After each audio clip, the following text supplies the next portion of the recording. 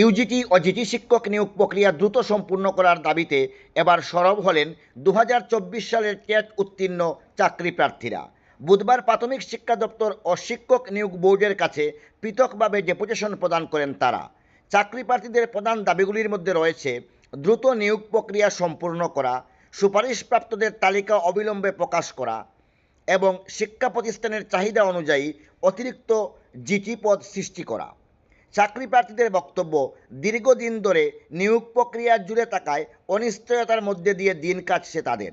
তাই আর দেরি না করে দ্রুত নিয়োগ প্রক্রিয়া সম্পূর্ণ করে যোগ্য প্রার্থীদের নিয়োগের ব্যবস্থা করার জন্য সরকারের কাছে আবেদন জানান তারা।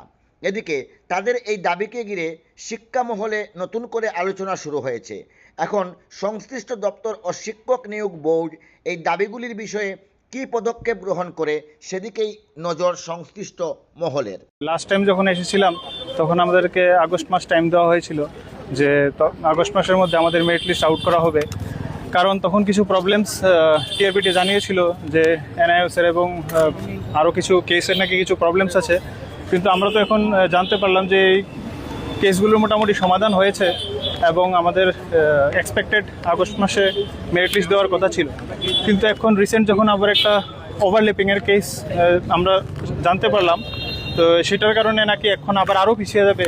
তো এইভাবে করে তো আমাদের প্রায় আজকে 1 বছর 2 বছর মানে নোটিফিকেশন থেকে শুরু করে আজ অবধি প্রায় 2 বছর কমপ্লিট হয়ে গেল এবং লাস্ট 1 ইয়ার ধরেই আমরা এরকমভাবে আন্দোলন করছি, কিন্তু কোনো তো আমাদের রিক্রুটমেন্টের কোনো কিছুই এগিয়ে যাচ্ছে না, আমাদের প্রসেস থেমে আছে। যেদিকে আমরা দেখতে পাচ্ছি যে রাজ্যের বিভিন্ন স্কুলে শিক্ষক স্বল্পতা রয়েছে এবং প্রতিদিনই কোনো না কোনো স্কুল ছাত্রছাত্রীরা রাস্তায় বসে ওরা ধর্ণা দিচ্ছে, যে জায়গায় আমাদের গভর্নমেন্ট এবং টিআরপিটি আমি সবাইকেই বলতে যাবো যে অতি সত্বর যেন আমাদের নিয়োগ করা হয়। আমরা 2024-এ যারা টেট পাস করি তারা মূলত এখানে এসেছি আমাদের ন্যায্য দাবির জন্য। আমাদের 2024-এ টেট পাস করেছি, কিন্তু আজ পর্যন্ত এখনও কোনো মেরিট লিস্ট আউট হয়নি।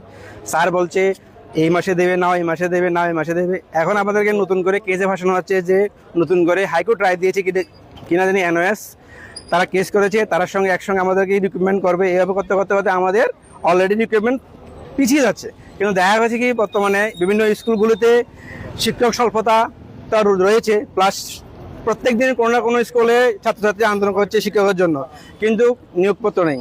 প্লাস আমরা কিন্তু এখন অভারেজ হয়ে যাচ্ছি, অভারেজের পথে, কিন্তু আমাদের কোনো নিয়োগপত্র নেই। তো আমরা চাই যে যত দ্রুত তাড়াতাড়ি সম্ভব আমাদের মেরিট লিস্ট আউট করুক এবং আমাদেরকে রিক্রুটমেন্ট করুক। কতজন রয়েছেন আপনারা? প্রায় আমরা 1800 মতন ছাত্রছাত্রী আছি যারা এখন ওভারলিভিংয়ে কিছু স্টুডেন্ট 8জন যা স্টুডেন্ট আছে ওভারলিভিং, তাদের জন্য আমাদের রিক্রুটমেন্ট এখন পিছিয়ে আছে। আমাদের দাবি একটাই দেবে, আমাদের মেরিট লিস্ট আউট করুক এবং আমাদেরকে রিক্রুটমেন্ট করুক। অনেকবার এসেছি আমরা, কিন্তু স্যার প্রত্যেকবারে বলছে হবে হচ্ছে, এইভাবে করতে করতে আজকে 2 বছর পিছিয়ে গেল। আজ কি প্রত্যাশা নিয়ে আপনি এখানে? আমরা প্রত্যেকবারে প্রত্যাশা রাখি স্যারের কাছে যে আমরা মেরিট লিস্টে পাবো এবং আমরা রিক্রুটমেন্ট হবো। কতবার এসেছেন? অনেকবার এসেছি আমরা এই ধরে আমরা অনেকবার স্যারের কাছে ডেপুটেশন দিয়েছি, আমরা লিখিত দিয়েছি, মৌখিকভাবে বলেছি, সব দিক দিয়ে আমাদের প্রসেস হয়ে গেছে, কিন্তু স্যার বলছে দেবো দিচ্ছি করে চলছে।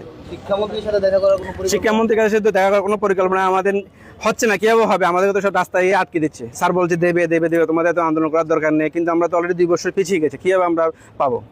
এটা তো আমরা ভরসা নেই এখন। আজকে এসেছি, দেখি স্যার কি বলে।